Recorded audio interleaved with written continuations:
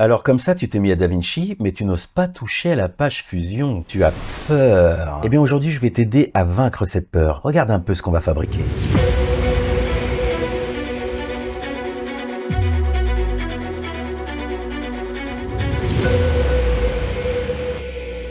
Bien, là, tu connais, on est dans la partie montage de DaVinci Resolve. On a ici notre chutier. Juste en dessous, on a la boîte à outils avec tous les effets, la timeline, les fenêtres de visualisation et ici, l'inspecteur. T'es pas perdu, c'est un logiciel de montage. Nous, on va avoir besoin de créer un premier clip pour pouvoir aller dans Fusion. Donc on va se rendre ici, dans le petit moteur de recherche qu'on sélectionne avec la loupe et on va taper Fusion. Voilà, pas compliqué. Et là, ça nous fait apparaître la composition Fusion. On va le prendre et on va venir le glisser sur notre timeline. Par défaut, ça fait 5 secondes, on va partir là-dessus. Bon, une fois que tu as créé ta composition Fusion, tu vas te rendre dans Fusion.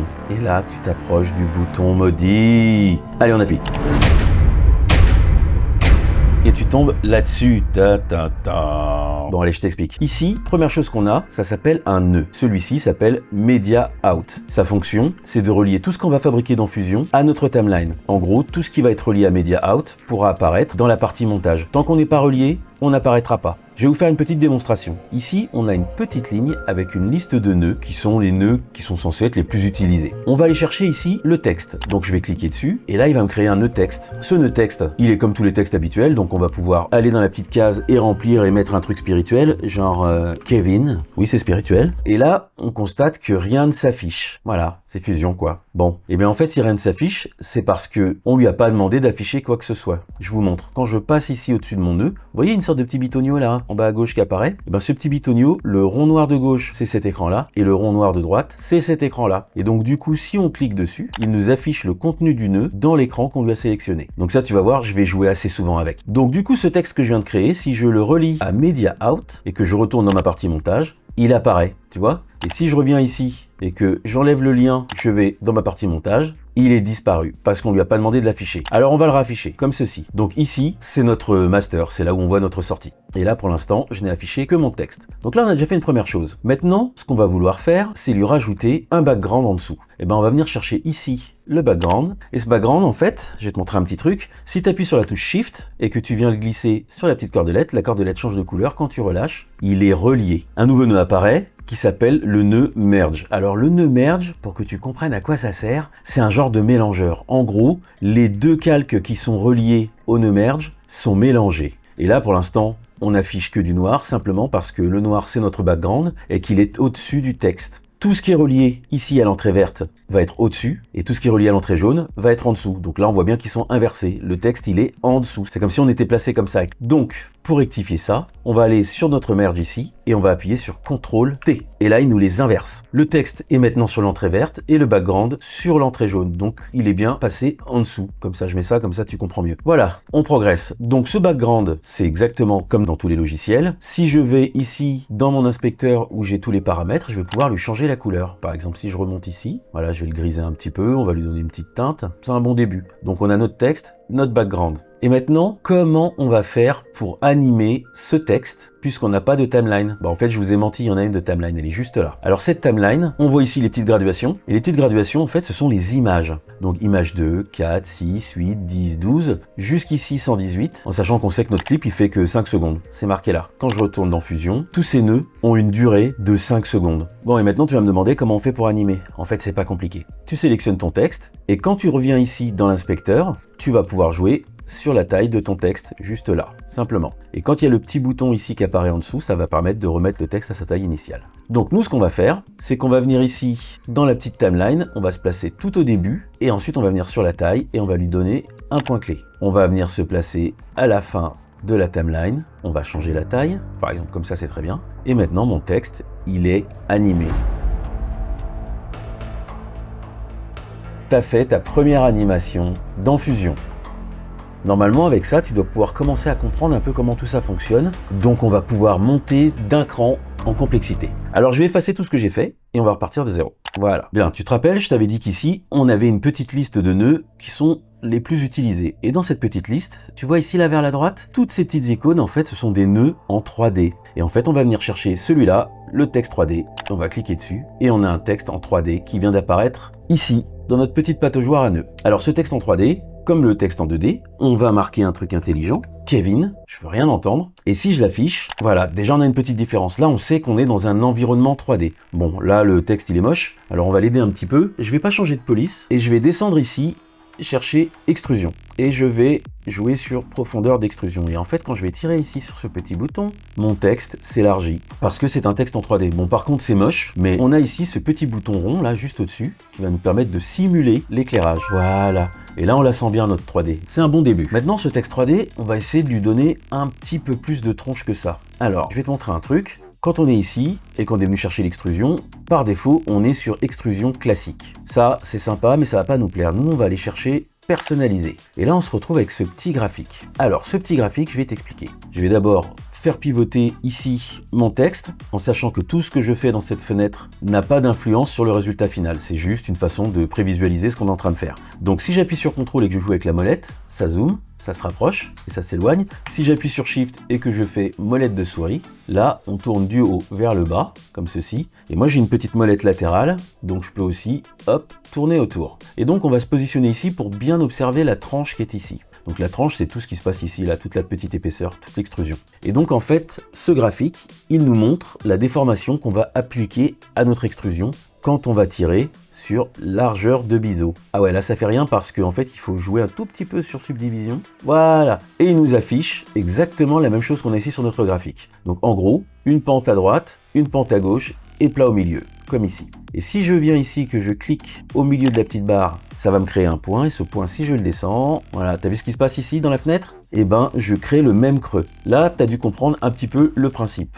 Je vais tourner un petit peu autour pour que tu vois, mais là, en gros, on a créé une extrusion avec une forme. Bon, elle est moche. Alors moi, si je veux travailler ici sur mon extrusion, cette petite fenêtre, elle est un peu rikiki, il y a moyen de voir beaucoup mieux. Donc là, on va commencer à s'intéresser à la petite barre en haut ici. Et première chose sur laquelle on va cliquer, c'est ici, sur Spline. Ça nous ouvre cette petite fenêtre. Et cette fenêtre, elle va nous proposer ce qu'on veut afficher. Donc là, je vais cliquer sur profil d'extrusion du texte 3D1, donc il est bien là. Et là, il ne m'affiche rien parce que c'est pas centré.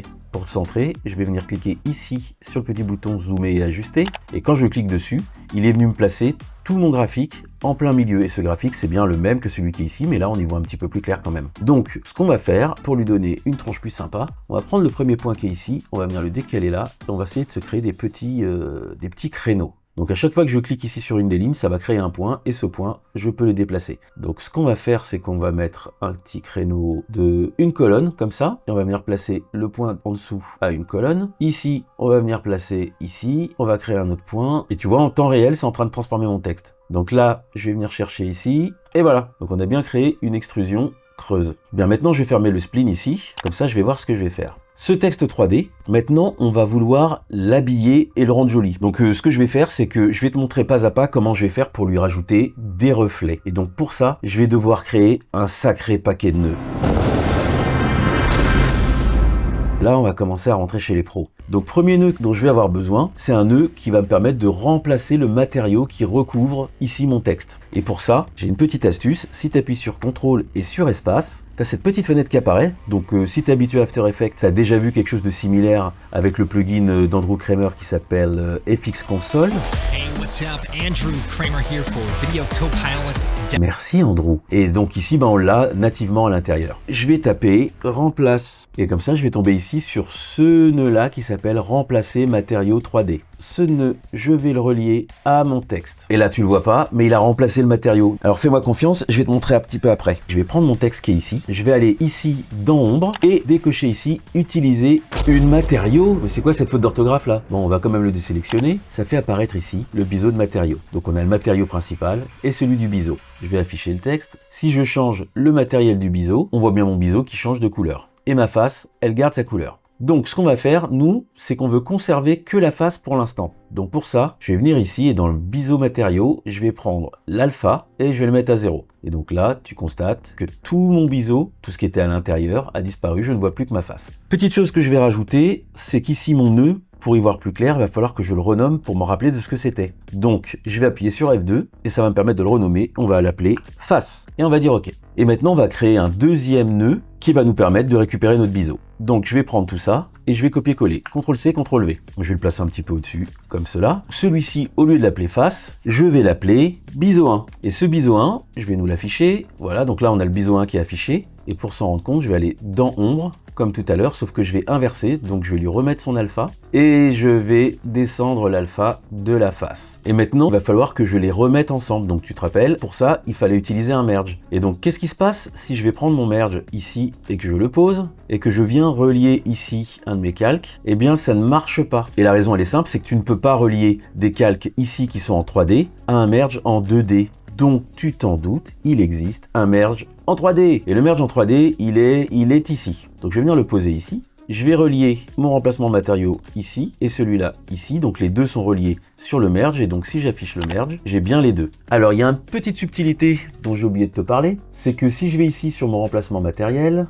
comme cela, je me rends compte qu'en fait, mon remplacement matériel, il a repeint ici l'intérieur. Regarde, je vais désélectionner ça pour pas t'embrouiller parce que là je me suis un peu mélangé les pinceaux. Mais en fait ici on se rappelle bien, ma face, quand je la mettais comme ça, j'avais que les faces. Mais quand je regarde avec le remplacement, il a fait réapparaître tout ce que je voulais effacer. Et ça c'est parce qu'il faut lui changer un tout petit détail. Ici, tu vas dans mode de remplacement, mode alpha, tu vas faire remplacer, multiplier. Et là, j'ai retrouvé ma forme initiale. Et on va faire pareil pour celui-là, mode de remplacement, multiplier. Voilà, ça va être mieux. Donc maintenant, je vais le relier à nouveau. Et donc, quand j'affiche mon résultat avec mon merge, j'ai tout ça. Je vais créer encore une autre copie, mais ce coup-ci du biseau. CTRL-C, CTRL-V. Je vais la placer au-dessus. Et celle-là, je vais la renommer tranche. Et cette tranche, elle va être un peu différente du reste. Donc, je vais me l'afficher toute seule. Donc là, on reconnaît un peu notre forme de biseau. Je vais rouvrir la fenêtre spline et je vais tout changer. Donc, je vais prendre ici les 2 points. Je peux sélectionner 2 points en même temps et je vais les descendre. Comme cela, c'est très bien. Et je vais faire pareil de l'autre côté. Et je vais venir ici chercher les 2 points qui sont en bas. Et eux, je vais les remonter comme cela. Donc là, je vois pas bien parce que j'aurais besoin d'afficher mes autres nœuds. Donc je vais me remettre sur le merge qui est ici. Et je vais linker ça ici. Comme ça, je vois absolument tous mes nœuds en même temps. Et donc, je vais continuer à remonter ça jusqu'à que ça remplisse ici. Très bien. Donc là, j'ai rempli à nouveau ma forme. Et ce que je vais faire, je vais retourner ici sur mon biseau. Et lui, donc, il nous fait un petit peu les bords ici, les bordures. Je vais lui demander de m'afficher sa forme ici. Et je vais sélectionner les 2 points qui sont là. Et si je viens appuyer ici sur le petit icône ici qui s'appelle lisser, il va me les arrondir. Et on va faire pareil de l'autre côté. Et donc là, si je regarde ma forme maintenant, à quoi elle ressemble, j'ai ici le centre qui est très plat, très droit, mais j'ai les bordures ici, elles sont arrondies. Moi, je trouve ça joli. Voilà, je sais pas ce que t'en penses. Donc là, on a fini une première étape. Maintenant, on va vouloir rajouter une petite réflexion un petit peu sur ce texte pour le rendre un petit peu plus peps. Et pour ça, on va commencer à nouveau à créer beaucoup de nœuds. Je vais fermer la fenêtre spline, comme ça j'y verrai un peu plus clair. J'appuie sur CTRL espace, à nouveau, et je vais venir chercher un nœud qui s'appelle Blin, et je vais l'ajouter. Et donc ce nœud Blin, moi j'étais surpris au début la première fois que j'ai vu le nœud Blin, parce que j'ai suivi un tuto pour apprendre à utiliser Fusion, et en fait personne ne me dit à quoi sert ce nœud Blin. Et j'ai demandé un petit peu autour de moi, on m'a dit faut le mettre, c'était dans le tuto, tu le mets. Ouais, bon, moi j'ai trouvé à quoi ça servait en fait. Le nœud Blin, il va me permettre de contrôler la couleur. Alors je vous montrerai ça tout à l'heure, mais comme vous voyez ici, j'ai un paramètre de couleur à l'intérieur. Donc ce nœud Blin, je vais le renommer couleur. Comme ça, on va s'y retrouver. Ok. Ensuite, je vais créer un autre nœud qui s'appelle reflet, comme ceci. Et ce reflet, je vais le lier. Et si j'affiche tout ça maintenant, je me retrouve avec une boule. Donc il se passe rien pour l'instant, mais on va arranger ça. Maintenant, je vais avoir besoin d'un petit peu de matière pour créer ce reflet. Et ça, j'ai tout prévu. Donc tu vas voir là, je vais aller dans ma bibliothèque de médias. Parce que j'ai une bibliothèque de médias juste ici, il suffit de cliquer en haut sur bibliothèque de médias, tout bêtement. Et tu vois, j'avais prévu ce petit fichier là. Hop, je vais te l'afficher pour que tu vois ce que c'est. J'ai téléchargé ça sur un site de 3D, ça sert à faire des reflets, à créer des environnements. Et donc ça, pour que ça puisse marcher, il va falloir le mettre sur une sphère. Donc je vais recréer encore un nœud, et je vais taper sphère, et je vais prendre le sphère map.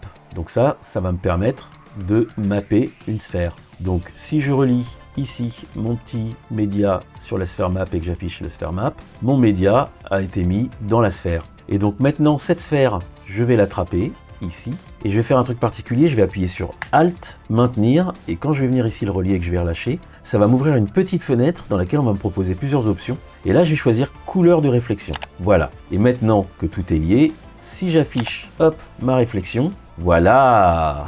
Et là, j'ai l'impression d'être un véritable artiste 3D, là. Je suis en train de créer du matériau. Ce reflet, maintenant, tous ces calques-là, on va les relier au remplacement de matériaux. Donc là, ce qu'on vient de faire, c'est que on a notre face et on vient lui remplacer son matériau par tout ce qu'on vient de fabriquer ici. Et donc, du coup, si j'affiche ici le remplacement de matériaux, voilà. Maintenant, quand je déplace, tu le vois là, il y a un petit reflet dessus qui se fait. Mais il n'est pas très fort. Donc ce reflet, on va le forcer un petit peu. Je vais venir ici sur mon reflet. Je vais aller dans l'inspecteur et je vais augmenter l'intensité directe. Et si tu regardes mon texte, là, on commence à le voir beaucoup. Je vais me remettre un peu plus de face, je vais reculer. Voilà, là tu vois, là j'ai mon reflet sur mon texte. Et donc si j'affiche l'intégralité de tous mes nœuds pour retrouver mon texte en 3D, hop, voilà, là tu vois ce que je viens de faire. J'ai donc ma petite image qui est ici, qui se reflète dans ma face. Dans ta face! Ok, maintenant on va faire la même chose pour tous les autres nœuds. Je vais prendre tout ça, je vais copier, je vais venir ici, je vais coller, et ça, je vais le relier au remplacement ici. Et là tout de suite on le voit qui s'affiche. Maintenant, mon petit biseau là que j'avais créé ici, eh ben il a son petit reflet. Donc je vais juste pousser un petit peu ça. Je vais choisir, hop, tout ça, je vais copier, je vais mettre ici, je vais coller et je vais faire la même chose. Je vais prendre mon reflet et je vais venir le coller ici au remplacement. Et là, j'ai mis des reflets sur toutes les faces de mon texte. Et là, on commence à avoir un truc qui parle. Et un sacré paquet de nœuds. L'étape suivante, c'est que si j'affiche mon texte en 3D, bizarrement, j'ai pas la même chose que ce que j'avais ici avec la lumière. Bah, c'est parce que déjà, j'ai pas de lumière, moi, de ce côté-là. Je te rappelle, j'avais appuyé ici pour qu'il simule la lumière. Mais il n'y en a pas, en fait, de la lumière dans ma scène. Donc, il va falloir que j'en rajoute. On va d'abord lui mettre une image de fond, un solide. Donc là, je vais créer, avec la petite icône qui est ici, un nœud d'image plane. Et cette image plane, je vais lui descendre ses subdivisions. Ça permet de prendre moins de ressources parce que là, tu l'entends pas, mais mon ordi, il commence à chauffer, mais alors vénère. Je vais venir ici dans la transformation et je vais lui agrandir son échelle. C'est bien comme ça. Je vais rajouter un merge 3D, comme cela, et je vais le relier. Et maintenant, si j'affiche à partir de ce merge, j'ai bien mon image plane qui est derrière mon texte. Et maintenant qu'on a fait ça, pour les lumières, on va faire pareil. On va d'abord créer un merge, on va le relier, et maintenant, CTRL espace, et on va chercher une lumière ambiante. Et là, si je change l'intensité de ma lumière d'ambiance, j'ai bien de la lumière dans ma scène. Ouais, c'est pas mal. Bon, alors, on va en rajouter une deuxième. Ici, dans les petits logos, j'ai une petite lumière ici, je vais cliquer dessus, hop, spotlight. Et ça va me rajouter un petit spot. Je vais le relier au merge qui est là. Ce merge-là, ça va être les lumières. Hein. Et d'ailleurs, on peut le renommer. Lumière, boum, comme ça on y voit clair. Et donc maintenant, si je prends cette lumière qui est ici, quand je la sélectionne, la lumière en 3D, et que hop, je la tire dans les aides, là on voit tout ce qu'elle nous fait. Et donc là, on va la paramétrer un petit peu. On va lui mettre un petit peu de flou d'angle, beaucoup même, et surtout, on va lui descendre son intensité parce que là, elle nous claque le crâne. Voilà, je vais me mettre sur transformation et normalement si je la déplace, on voit bien mon spot qui se déplace. On va le centrer sur mon texte et là, si je dis d'afficher le moment où il y a les lumières, tada, et ben c'est tout cramé dégueulasse. Mais pourquoi c'est des cramés dégueulasses? Eh bien je vais t'expliquer. Avant de pouvoir relier l'ensemble de notre texte au Media Out ici et le voir s'afficher dans notre timeline de montage, il faut rajouter encore un nœud qui est le render 3D. Je vais donc prendre les lumières ici et les relier au render 3D. Si j'affiche mon render 3D, voilà, c'est complètement défoncé. Et ça, c'est parce qu'il faut ici, dans le render type, changer software par hardware. Et c'est déjà beaucoup mieux. Et donc, si je le relie ici au Media Out, et bien là, je vois déjà un petit peu mieux mon texte 3D. Bon, là, on est pas mal avancé. Je vais dézoomer un tout petit peu ici. Par contre, moi, j'ai toujours un truc qui m'embête, c'est que je trouve que la lumière, c'est pas encore ça. Donc, je vais aller sur ma lumière d'ambiance. Et si je la baisse, on se rend compte qu'il se passe rien. Et la raison, elle est simple, c'est que si je vais dans mon render 3D, je n'ai pas activé l'éclairage et les ombres. Donc je vais activer l'éclairage et je vais activer aussi les ombres. Ça va faire que si je prends ici, donc tu te rappelles, ici j'avais posé un petit plan en 3D. Si ce plan en 3D, je le déplace un tout petit peu, là comme ça je le dézoome, voilà. Là on voit apparaître l'ombre derrière mon texte. Elle est faite par le spotlight. Donc elle est ici. Si je vais hop dans les commandes, il y a les ombres. Je vais l'ouvrir et je vais descendre tout en bas et je vais lui dire que je veux une ombre constante et floue. Et là, je vais pouvoir la flouter un petit peu comme ça. Maintenant, ce qui va être sympa, vu que je me suis embêté à mettre des reflets et des choses comme ça, on va peut-être augmenter la lumière d'ambiance parce que j'ai été un petit peu fort sur la douceur. Si tu vois ce que je veux dire. Voilà. Et peut-être si je retourne sur le spotlight là sur mon ombre, est-ce que j'ai moyen de la rendre plus dense parce qu'on la voit pas beaucoup? Voilà. Maintenant, on va voir si on peut mettre un peu de perspective à tout ça. Donc, je vais venir ici sur ce nœud-là. Je vais aller dans Transformation. Et à partir de là, je devrais pouvoir le faire pivoter comme ceci. Et on n'est pas cool là? Et donc, on va venir se placer ici en début et on va lui mettre une image clé. On va venir se placer à la fin. Je vais cliquer sur le petit point ici, comme ça va le remettre à 0 et ça va redresser. Si je lis mon animation, c'est joli quand même. On voit mon petit reflet qui passe au travers. Sympa. Là, j'ai un truc qui me dérange, c'est que mon texte, il est pas très bien centré. Et donc, si je veux bouger mon texte, il faut que je joue sur ce merge là, que j'aille dans la transformation. Et donc, sur la position, je vais pouvoir le descendre Allez, on l'achète comme ça. Bon là on commence à être vraiment pas mal, mais j'ai encore envie de l'améliorer un petit peu ce texte. On va lui mettre un petit peu de couleur. Donc tu te rappelles, je t'avais dit que le nœud qui s'appelle Blin, en fait il permettait de changer la couleur. Donc celui-là, il correspond à ma face, et je vais lui changer la couleur. Et hop, je vais le mettre là, par exemple avec ce orange là. Et donc regarde comment il est beau le truc. Et franchement, c'est sympa. Alors, petite chose que j'ai oublié de te montrer, c'est que si je vais dans mon texte ici, si je vais dans face, et que je retourne dans le texte, ici, et que je mette un autre mot très spirituel, genre boobs, et ben le problème, c'est que mes 3 éléments qui composent mon texte, et ben ils écrivent pas la même chose. Et ça, on va pouvoir le solutionner. Je vais réécrire Kevin, je vais aller chercher un des autres textes, celui du biseau, et je vais faire un clic droit à l'intérieur ici, et je vais aller chercher une expression, parce qu'il y a des expressions, comme dans After Effects, et donc du coup on peut relier des paramètres les uns aux autres. On va faire en sorte que le texte de mon biseau et de ma tranche soit relié à celui de la face, comme ça quand je change celui de la face, ça change les 2 autres. Démonstration, on va remplacer le petit texte qui est ici, en lui disant que le texte qu'on veut copier, c'est celui de la face. On va taper face, on va mettre un point, et on va rajouter styled text. Et je vais le copier parce que je vais en avoir besoin dans l'autre nœud. Par contre, tu dois te demander comment je sais que c'était styled text. Et ben regarde bien. Tu vois ici le petit espace qui est juste au-dessus de la version de Davichi. Et ben quand je me mets au-dessus de mon expression, regarde ce que ça indique. Biseau 01, styled text. Et nous, on l'a remplacé par face styled text. Je vais faire entrer et je vais aller faire exactement la même chose pour ma tranche. Donc, je vais aller sur la tranche ici. Je vais chercher mon texte. Je vais faire un clic droit, expression, et je vais coller le texte que j'ai copié précédemment et je vais appuyer sur entrée. Alors, maintenant, est-ce que ça marche? Si je vais sur face et que je change Kevin par boobs, tu vois en temps réel mon texte qui se met à jour. La vache, je suis même pas fichu d'écrire boobs. Voilà, et tu vois, ton texte se met en temps réel et j'ai toujours ma jolie animation avec mon joli reflet. Je vais aller dans le reflet et je vais baisser l'intensité directe de ma face. Comme ça, ma face aura une plus jolie couleur et j'aurai toujours mon petit reflet dessus. Et franchement, c'est chouette. Tu peux pas dire que c'est pas chouette. Et le reflet qui est à l'intérieur, si on veut, on peut le faire bouger. Pour ça, il suffit d'aller un petit peu sur la sphère map, d'aller sur rotation et de déplacer la position, comme ceci, des éléments qui sont dans la sphère map. Et comme ça, je peux afficher un peu plus de détails et mon reflet, il a plus de tronche. Bah, c'est chouette, hein. Voilà. Bon, on va peut-être le renommer correctement. Mon petit Kevin, mon petit Minou. Et bon, maintenant, tu te rends bien compte qu'avec tout ça, là, c'est pas très lisible. Et si tu me connais, tu sais que moi, j'aime quand c'est bien rangé. Si je sélectionne ici mon premier texte, donc celui qui fait la face, et que j'appuie sur CTRL-G comme grouper, et ben il va me les grouper. Ce groupe, j'ai plus qu'à le renommer face GRP.